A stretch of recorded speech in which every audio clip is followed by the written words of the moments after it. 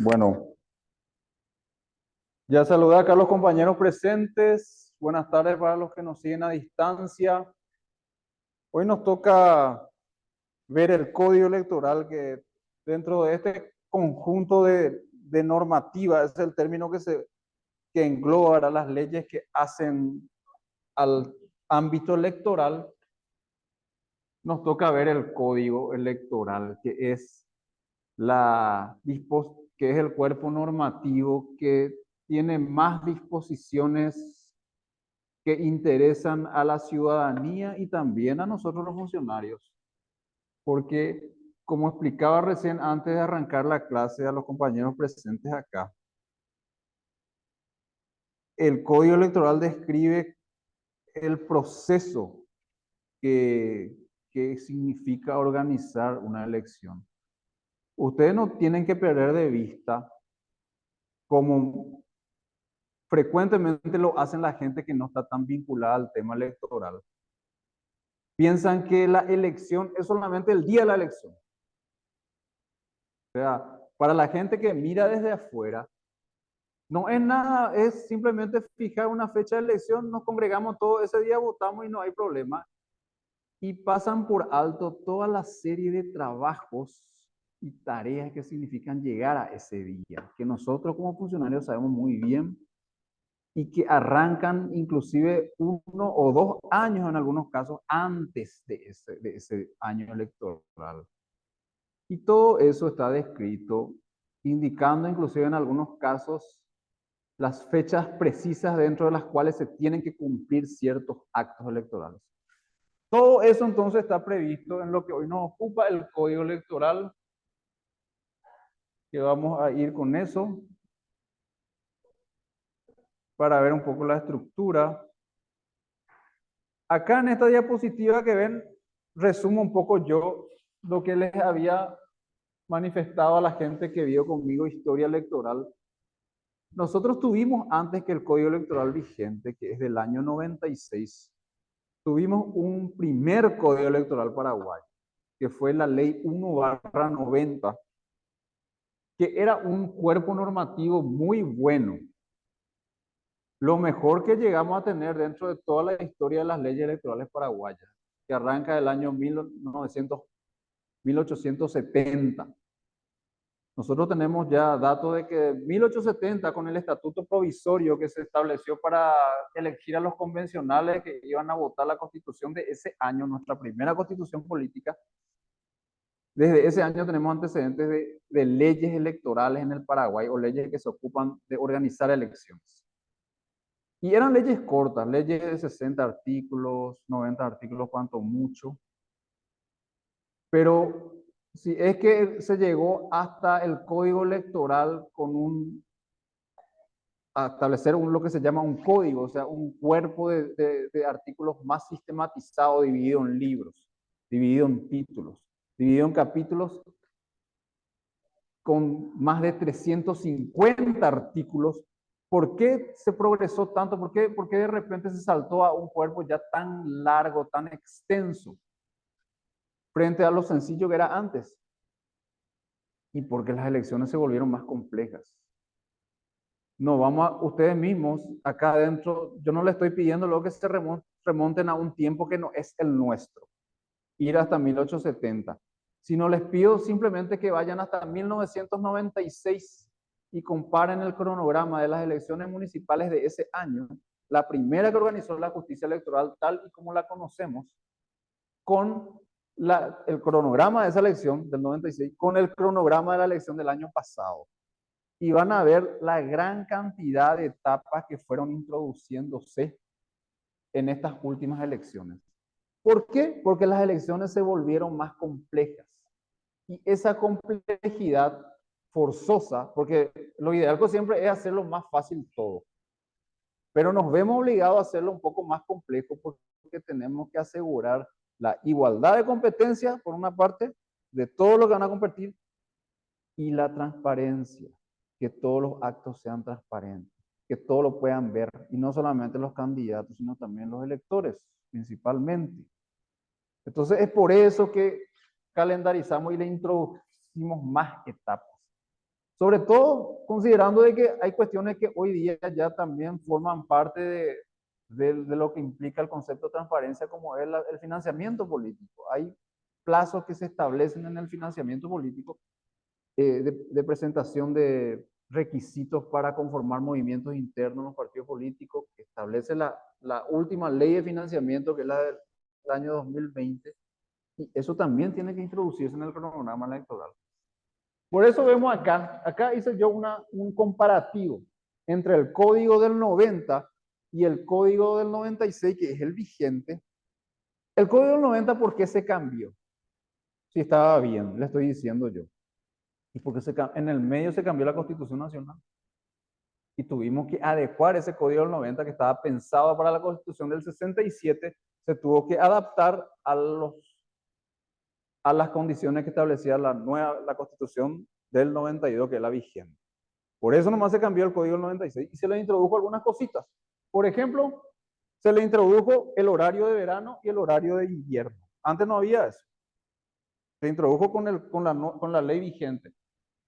Se introdujo la definición de propaganda electoral porque ya era una materia que también ya interesaba a los procesos electorales.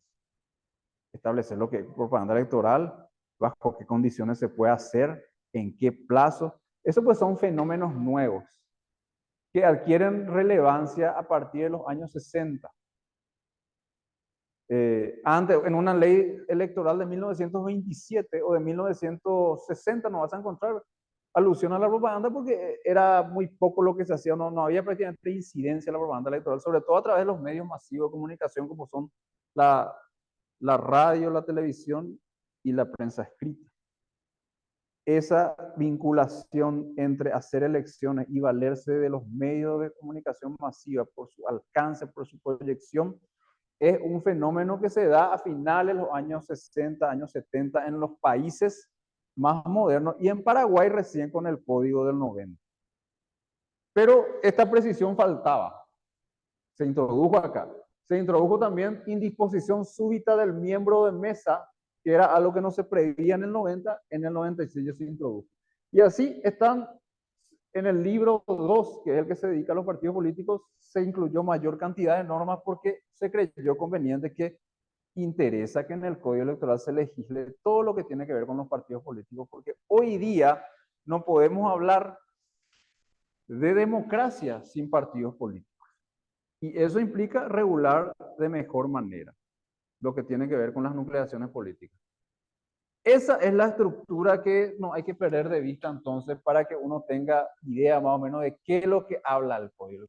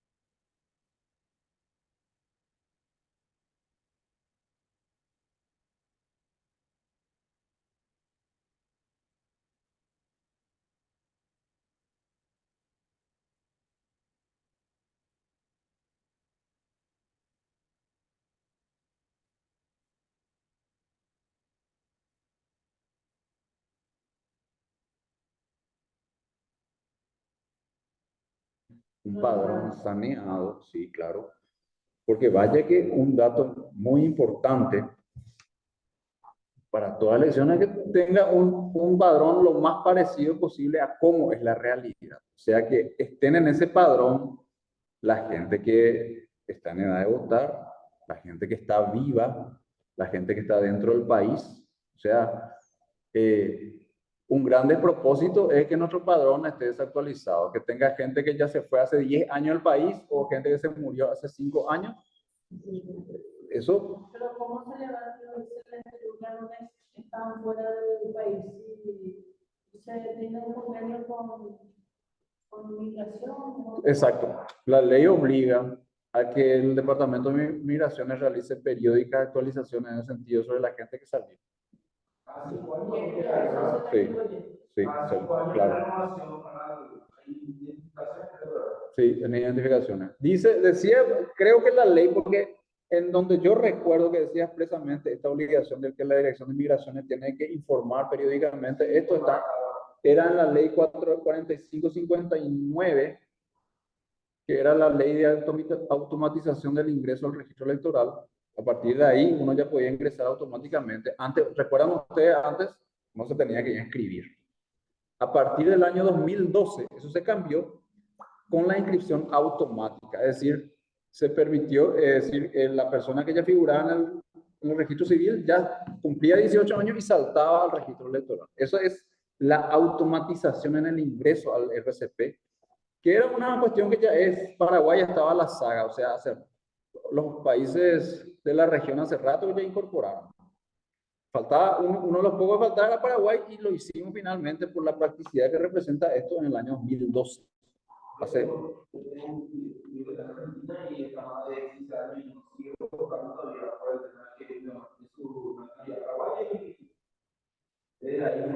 ¿Dónde vota?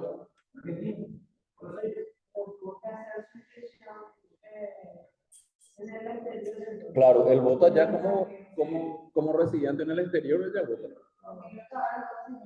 Sí. También, con una ley que es del año 2022. O sea, también ellos se pueden inscribir de manera automática, desde el exterior. ¿Automática o digital?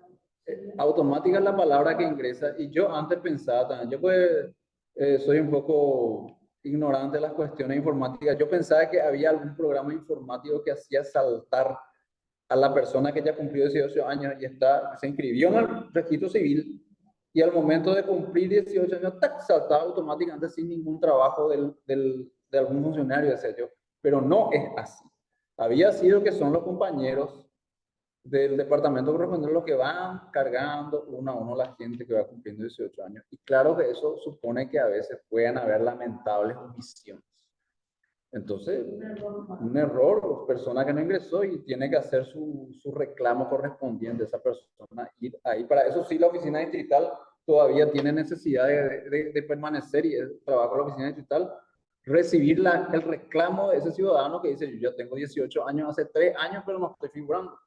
O su actualización de datos. Y de datos también, sí, también. A lo mejor cuando se escribió en chiquita, como le escribió en la excepción, pero la persona ya se fue a vivir en Pedro Juan. Se pudo haber mudado 20 veces.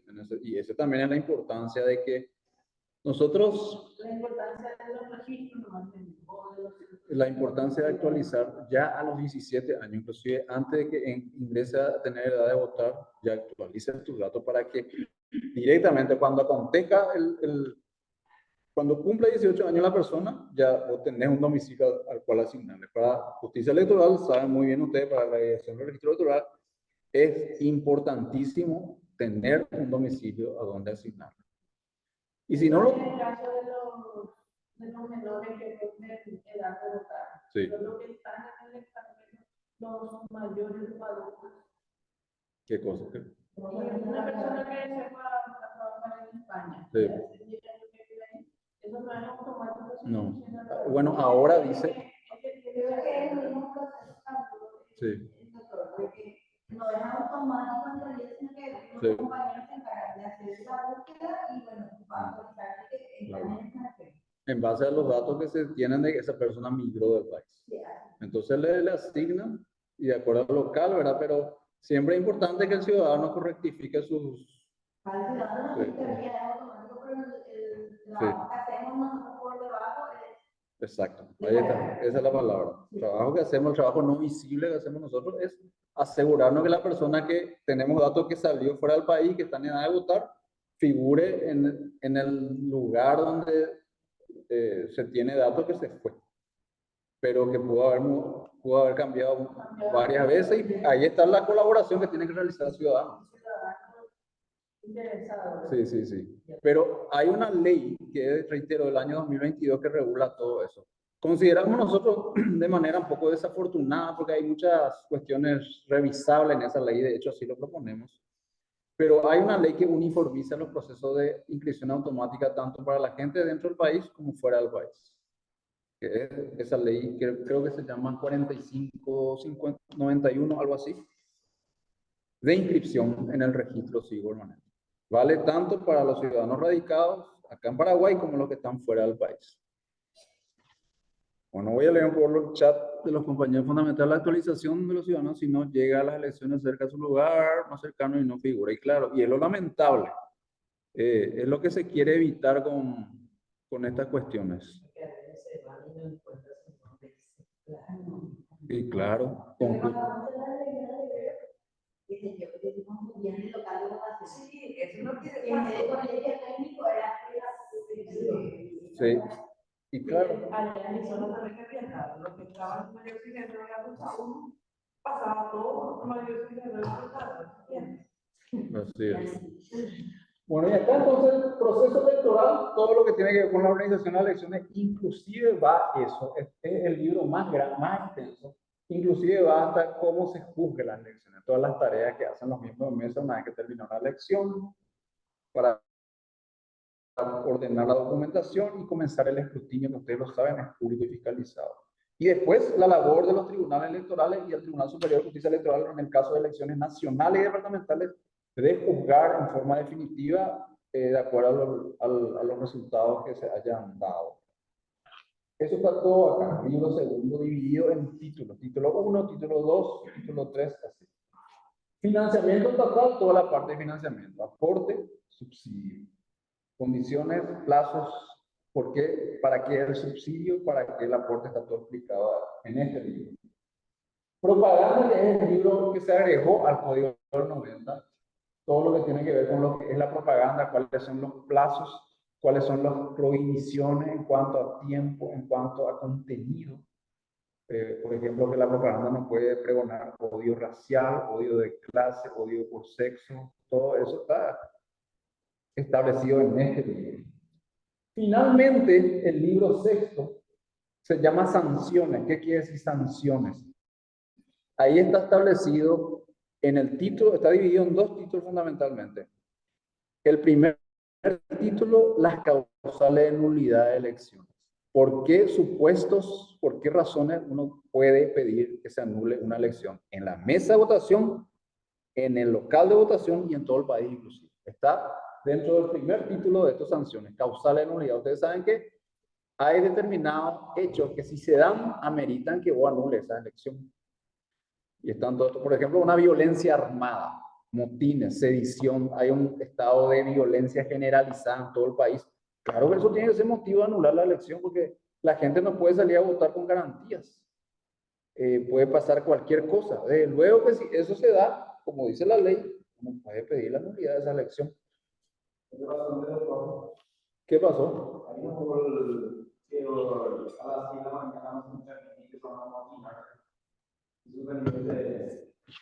¿Pero se suspendió definitivamente? ¿O por un momento? No, sí, estamos hablando de suspensión definitiva. Ese creo que fue un momentáneo, fue menos de una hora, entonces se pudo. Eso está previsto en el código, que si es menos de una hora se tiene que reanudar. Pero,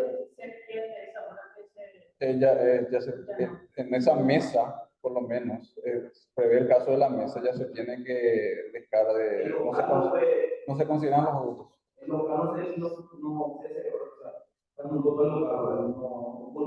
Ah, por un motín igual, ¿sí? No sé si eso se llegó a hacer una acción de nulidad, seguramente no se consideran ya esos votos por lo que estoy diciendo. Pasa una hora de irregularidad y ya se deja de considerar esos votos. Después, en el título segundo ya están los delitos y las faltas, es decir, aquellas conductas irregulares que tienen una sanción, porque la conducta constituye un acto lesivo que atenta contra la democracia. Por ejemplo, que el ciudadano ingrese portando armas o bajo la influencia del Estado, bajo la influencia del alcohol o de drogas. Eso es una falta y eso por supuesto que requiere que esa conducta sea sancionada a la persona que incurre en eso. Violencia contra los miembros de mesa también. Vender bebidas alcohólicas el día de las elecciones, que es otra falta también. Claro que tiene que ser sancionada porque puede generar lo primero, que personas ingresen alcoholizadas a los locales de votación. Y eso está todo establecido entonces en este último libro del código. Entonces, esta es la estructura que ustedes tienen que tener más o menos identificada para saber. Si te preguntan una información sobre en dónde puede encontrar regulado el tema, cómo se organizan las elecciones, cuáles son las conductas prohibidas en el acto, Código Electoral, el último libro. ¿Y este material es un material? Sí, van a tener, vamos después esto, vamos a subir y van a tener como ayuda memoria, lo cual no significa que se queden con esto nomás. Siempre hay que ir profundizando para tener más afianzados los conceptos. No leer, y nunca leer con detenimiento, pero al menos tener idea. Ese es el propósito que persigue este curso, porque no pretendemos pues, enseñar de memoria, pero sí, quizás destacar las posibles partes. Exacto. Claro, el que a lo mejor necesita saber con más exactitud es el abogado, a lo mejor, ¿verdad? Pero como acá estamos gente que no es abogada, ustedes tienen que tener una noción de dónde está la información que se está preguntando. También, sí. Claro. Bueno, esto es los principios fundamentales. Le habría yo hablado que el libro primero siempre es fundamental. Ahí está el sufragio, quiénes son electores. A eso se refieren los principios fundamentales. Lo que es el indubio pro voto, que es un principio de interpretación para resolver una cuestión donde se pide o anulamos el voto o le damos valor. En algunos casos la ley te dice el voto es nulo por esto y por esto. Pero en otros casos no es la situación que se da en la realidad. En el local de votación no es tan clara. Hay dudas. Y en caso de duda, dice esta regla que se aplica en todos los países democráticos, en caso de duda, a favor del voto, a favor de la participación. Reitero, si no es tan clara, sabemos que hay causales para anular un voto. Y si esa causal se da con suficiente claridad, se anula el voto. Penosamente, se anula el voto. Pero si hay dudas, hay que estar a favor del voto. Es una regla que sirve tanto para el miembro de mesa que está haciendo el escrutinio y está juzgando qué voto vale y qué voto no vale, como para los magistrados que interpretan y que juzgan la nulidad de todas las elecciones. Una regla de interpretación. Y acá unas normas que son propias también de los magistrados y de todos los agentes involucrados en el acto electoral. La imparcialidad, el secreto del voto, la interpretación restrictiva a la causal de nulidad. Es decir, cuando se habla de una causal de nulidad, como por ejemplo la violencia generalizada en todos los locales del país, que yo les hablé recién, si no hay duda también de que esa causal se está dando, hay que aplicar. Pero si hay una cuestión que supone que aplicar de manera extensiva, eso quiere decir para una situación no propiamente como la que dice la norma, pero más o menos parecida. Eso no se puede hacer, porque la causal de nulidad tiene que ser precisa. Por el mismo razonamiento que recién les expuse, hay que, en la medida de lo posible, asegurar que valga el voto. Ese se refiere a voto a voto, ¿verdad? Voto a voto y también todos los actos que se cumplen en la votación. Todos los actos que se cumplen en la votación. Lo que ustedes no tienen que olvidar es que, y eso creo que nos consta a todos, cuesta organizar la elección.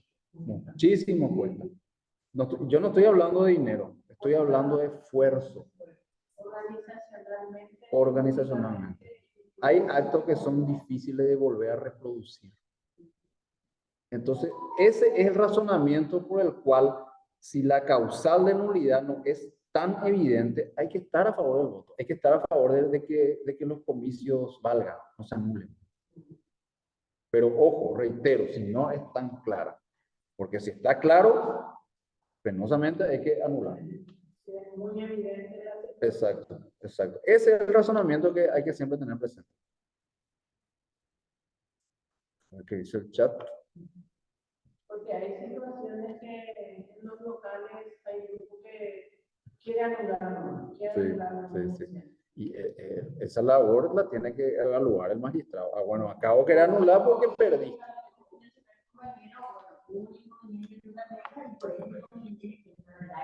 Sí.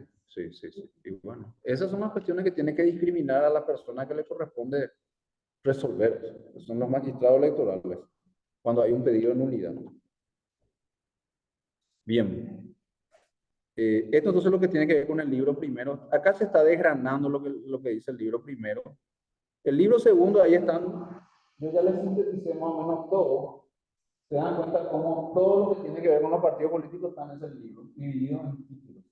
Constitución, tareas preparatorias, fundación y reconocimiento, nombre y símbolo de los partidos, qué nombre, bajo qué condiciones, qué recaudos se tienen que reunir, qué observaciones tienen que seguir. Principio del programa, todo lo que tiene que tener el estatuto del partido. Estatuto, luego hay un capítulo dedicado a eso. Después la organización y funcionamiento, título segundo, incorporación y fusión. Nuestro código electoral permite que dos o más partidos pueda un partido incorporarse a otro. En este caso, subsiste el partido al cual se incorpora el primer partido. O sea, se queda un nombre de un partido y el que se incorporó desaparece como partido. La fusión, en cambio, se fusionan los dos partidos, se convierten en una sola entidad y tiene que llevar un nombre diferente porque ya es una entidad diferente de los partidos que la conforman. No hay antecedentes en Paraguay. Está previsto esto, no sé si se trajo la legislación extranjera, pero en Paraguay nunca hubo caso de que yo recuerde de incorporación y fusión de partidos políticos, pero está en la ley. Y prácticamente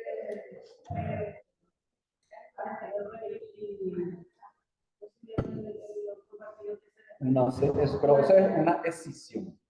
Ese es un desprendimiento. Ese es un desprendimiento, eso es lo contrario. Acá estamos hablando de un partido que se pasa a formar parte de otro. La concertación.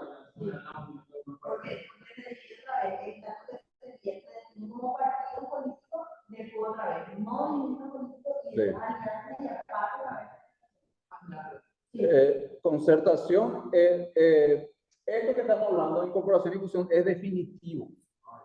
Alianza y concertación son transitorios. Pero la diferencia, ya que tocaste el tema, es la alianza es la unión transitoria de partidos reconocidos. Ahí no entra movimiento. La concertación sí permite la incorporación siempre transitoria para un comicio electoral entre partidos y movimientos. Sí. Son mecanismos de participación esto. En el caso de la alianza ya está en la redacción de nuestro Código Electoral del 96 y en el caso de las concertaciones fueron previstas a través de una ley que es la 3212 del año 2007. Por eso si ustedes leen el Código Electoral en su redacción original van a encontrar que siempre se habla de partidos, movimientos y alianzas y se olvidan de las concertaciones. ¿Por qué? Porque el texto original, como les decía, no estaba todavía prevista la concertación. La concertación se previó en una ley muy posterior.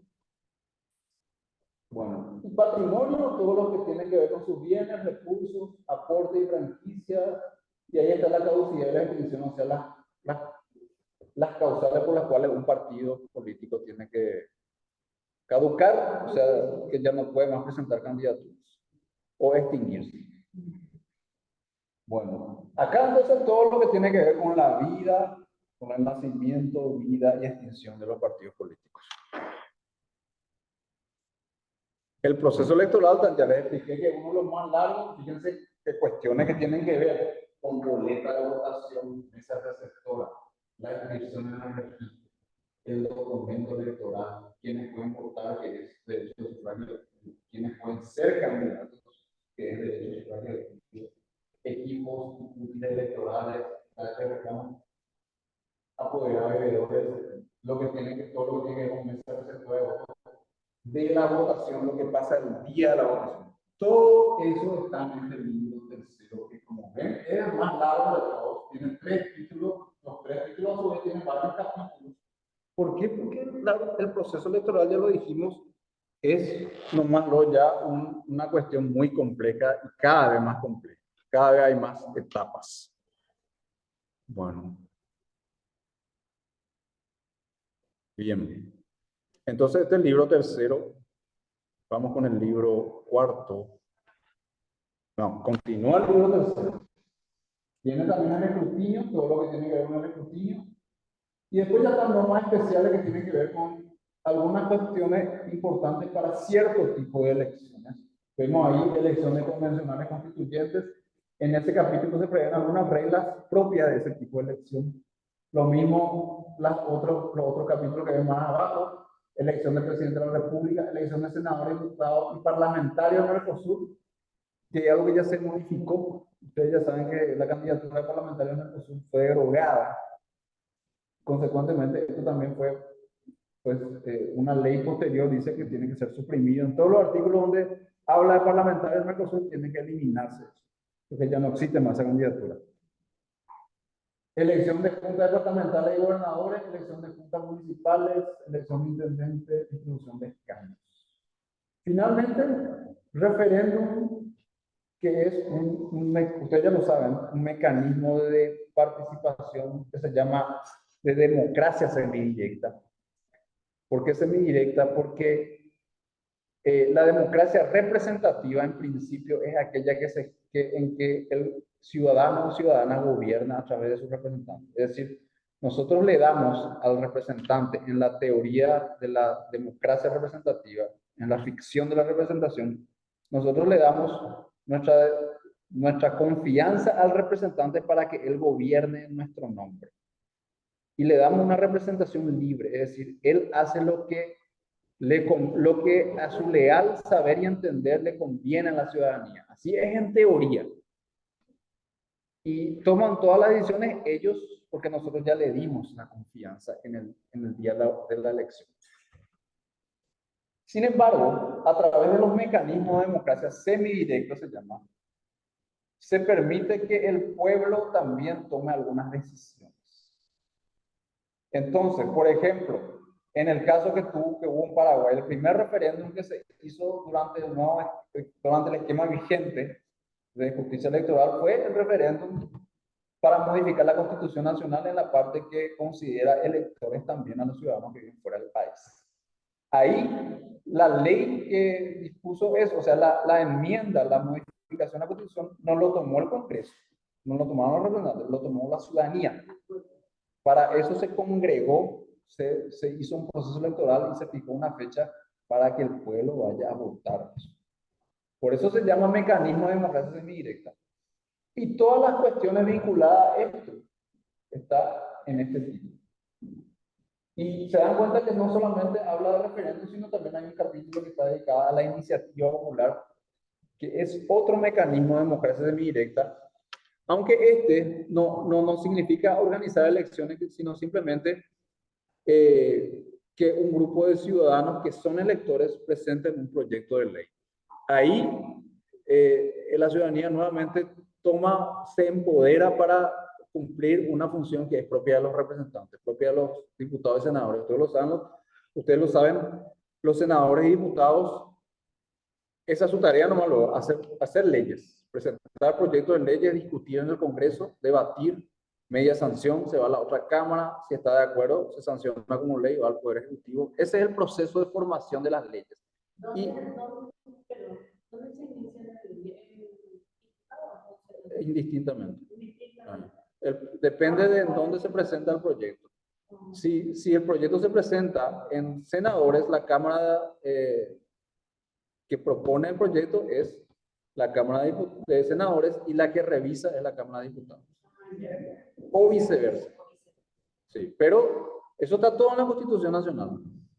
Y una ley para que se convierta tiene que tener la promulgación del presidente de la República y la publicación. Pero a través de la iniciativa popular, esa tarea de proponer el proyecto pueden tenerla también un grupo de ciudadanos que se organizan. Y es por eso nomás se llama también, por eso también está conceptuada como un mecanismo de democracia semidirecta, porque el pueblo toma ahí esa iniciativa de organizarse y proponer un proyecto de ley. Ya hubo algunos antecedentes, no me estoy acordando, pero ya hubo casos en que se sancionaron leyes a través de una iniciativa ciudadana. Y hoy día esto está ya más reglamentado, hubo varias modificaciones en dos leyes en el año 2020 y en el año 2022. Por ejemplo, se quitaron la exigencia de que todas las firmas estén autenticadas por escribano, que era una cuestión que encarecía muchísimo. Eso se quitó en el año 2020. Y en el año 2022 se incluyó las firmas electrónicas también para acompañar las iniciativas populares. O sea, se está facilitando para que sea más operativo. Además de eso, se prevé también ya la iniciativa a nivel comunal en la intendencia. Sí, todo porque, fíjense, desde el 96 hasta, qué sé yo, hasta el año 2020, ¿cuántos años que nunca se hizo iniciativa popular? Porque eran verdaderamente requisitos muy exigentes. Ahora puede decirse que están tanto más facilitados, pero siempre hay que rodear de ciertas formalidades para controlar que, inclusive hay posibilidad de que el ciudadano controle si verdaderamente es su firma.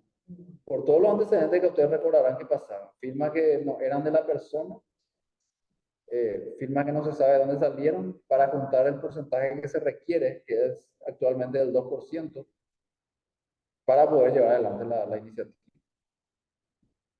Bueno, o sea que normas sobre la iniciativa popular en este título, y hay dos leyes adicionales que modifican un tanto el procedimiento. Después tenemos el financiamiento estatal, que hablamos ya, ahí está cuantía de subsidio, cuánto tiene que ser el subsidio, a razón de cuánto se financia, qué son los gastos electorales, cómo se controla, cuál es la responsabilidad que tiene el administrador de esos fondos, obligaciones de llevar contabilidad, depósito de fondos en el BCP. Todo eso está acá. Adelante, adelante. Tiene un solo capítulo de este tipo. Y finalmente, acá propaganda, también límite de dimensión de encuestas, boca de urna, espacio de propaganda, obligación de los medios masivos de comunicación de destinar el 3% en forma gratuita a sus espacios, prohibiciones de la propaganda, omisiones, derecho de propaganda. Todo acá también, como les adelanté en este penúltimo libro del Código Electoral, y acá estas sanciones, como les hablé también, causales de nulidad, según nulidad en todo el país, según el distrito, ante la mesa, casos de vulnerabilidad y principios para juzgar los casos, los pedidos de nulidad. Versus sanciones, acá están las relaciones penales, en donde hay una distinción entre delitos y faltas. Y a su vez, tanto delitos como faltas están categorizados según quién es el agente que comete. Podrán ustedes ver acá que habla de delitos cometidos por funcionarios electorales, por miembros de la Fuerza Armada y de la Policía, por particulares, por directivos propietarios de empresas y por administradores de campaña. Según quién cometa, están categorizados los delitos, lo mismo para las faltas, según la cometan los miembros de mesa, los particulares o los comerciantes, que en el caso de los comerciantes hay una sola falta, que es la venta de bebidas alcohólicas el día de las elecciones. Entonces, esto es el bosquejo básico de lo que tiene el código electoral. Paso a preguntas y respuestas, si las hay, pero vimos una visión bastante sintética de lo que prevé, lo que legisla el cuerpo normativo más importante en el tema electoral, que es la ley 834 del año 1996. ¿Alguna pregunta hasta acá? Bueno, tengo que interpretar, voy a ver en el chat si hay preguntas. Pero me parece que sí, es que es así, este bosquejo que vaya que es bastante esquemático, pero creo que es todo lo que podemos hacer en una clase como esta. Yo simplemente lo que he dado acá es un dibujo, una diagramación de lo que es nuestro código electoral, para que ustedes, en la medida en que tengan curiosidad o reciban una consulta que quieran responder, ya saben a dónde tienen que recurrir o cuál es el texto normativo en donde van a encontrar el dato que están buscando. ¿Cómo? De muchos colores hay.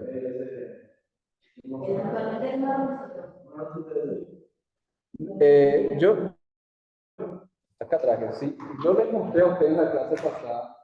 Este es el texto que es de distribución gratuita que se hacía acá en la institución, que es como su nombre lo dice, normativa electoral paraguaya. Están disposiciones constitucionales, no es toda la constitución, pero las disposiciones constitucionales de interés para el tema electoral. Está la ley 635 in extenso, el código electoral in extenso, y también las leyes modificatorias que fueron dándose a través de los años. La ley 635 fue la que menos modificaciones tuvo. Desde 1995 hasta este tiempo solamente tuvo 3. Pero el código electoral, vaya que fue modificado muchísimas veces. Y en algunos casos, algunas cuestiones inclusive fueron modificadas más de una vez, 3 veces. Por ejemplo, el periodo de inscripciones se modificó como 3 veces ya en el código electoral desde el 96 hasta este tiempo. Porque el derecho electoral siempre se está cambiando de hacer mucho más ágil, mucho más comprensible, mucho más transparente, mucho más abarcativo. Entonces siempre los políticos están ideando, y también nosotros, que somos los ejecutores de las leyes, la manera en que la organización de las elecciones tenga más practicidad, tenga más facilidad, tenga más actualización en algunas cuestiones. Y por eso nosotros, ustedes ya lo saben, estamos a punto de elevar al Congreso, que es el órgano que dicta las leyes, una serie de propuestas de modificaciones que son cuestiones técnicas, como se está divulgando en la prensa, sobre varias disposiciones que están ya algunas mal concebidas, algunas están desactualizadas y algunas son necesarias que se prevean por primera vez porque se vienen dando situaciones que ameritan que sean reguladas. Por ejemplo, una cuestión desactualizada es la urna crítica. El código electoral continúa diciendo en unas disposiciones que las urnas serán de material acrílico transparente. Y bueno, eso ya creo que la única vez que se utilizó material acrílico transparente habrá sido en las elecciones municipales del 96 o en las elecciones convencionales del 91. Después nunca más, porque era caro y porque era difícil su guarda. Había que desarmar todo y guardar eso, y venía otra elección, tenía que volver a armarse. Con el riesgo que se rompan las piezas durante su guarda y cosas por el estilo que volvieron mucho más práctico. Tengamos que usar como urnas bolsas plásticas, que son mucho más baratas de hacer y de su guarda también. Y así, o si no, que dicen las dimensiones del casillero de votación, tantos centímetros de largo por tanto de... Eso dice el código. ¿Cómo que? Y esas cuestiones nosotros, por ejemplo, proponemos que la norma lo único que tiene que decir es que esta materia será reglamentada por el Tribunal Superior de Justicia. La ley cuesta cambiar. cuesta muchísimo, se tienen que armonizar muchísimas voluntades, se tienen que poner de acuerdo todo el Congreso, Cámara de Diputados, Cámara de Senadores, y que cuesta cambiar. Así que si vamos nosotros a estar cambiando, porque hoy día ya dejamos usar una acrílica porque son costosas para poner bolsas plásticas, y si por eso tenemos que cambiar la ley cada rato, va a ser una locura, una cuestión difícil. Entonces, en cambio, el reglamento que acá podamos hacer internamente es más fácil de modificar. Entonces, la ley lo único que tiene que decir es tirar para reglamentación. Cuestiones que son cambiantes, estamos hablando. Sin embargo, hay otro asunto que sí tiene más permanencia, y en ese caso sí la ley tiene que decir. Porque la ley tiene, por supuesto, que un nivel de acatamiento mucho más importante que un reglamento. No es lo mismo, está en la ley que está en el reglamento. Entonces, esas cuestiones no cambiantes, importantes, sí tienen que estar en la ley. Y así proponemos que sigan las cuestiones importantes. Y solamente se modifican algunos aspectos que necesitan ser actualizados o necesitan ser previstos por primera vez. Qué sé yo. Puedo abrir el archivo para... Estamos pasando un poquitito nuestro tiempo, pero simplemente para actualizar un poco eso. Hablamos de las dimensiones del casillero, que son cuestiones de mucha importancia, pero por ejemplo hay cuestiones muy importantes, por ejemplo, miembro de mesa, la representación que puedan tener las alianzas y las concertaciones para sentar miembros en las mesas receptoras de votos, que tienen que ser mejor legislados, o si no también el tema de la prohibición de propaganda, cuando se habla, por ejemplo, de los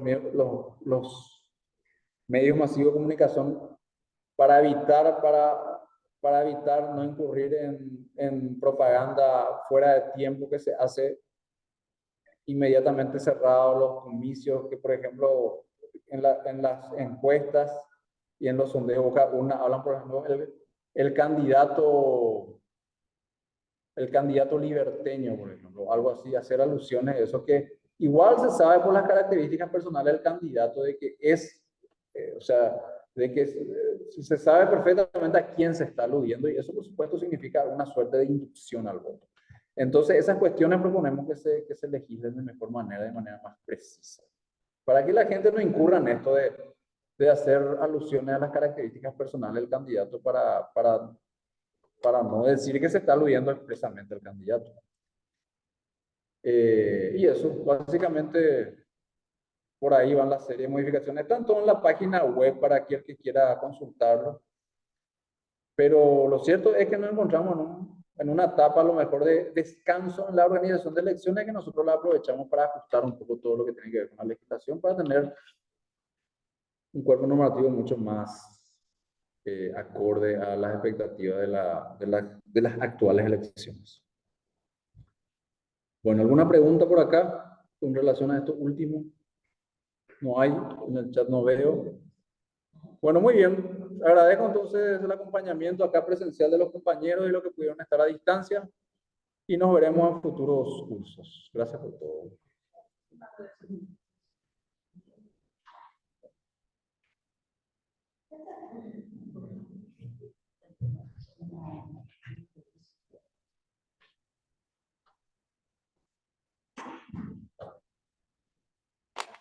Hasta luego. Me alegro, me alegro. Gracias, gracias, gracias.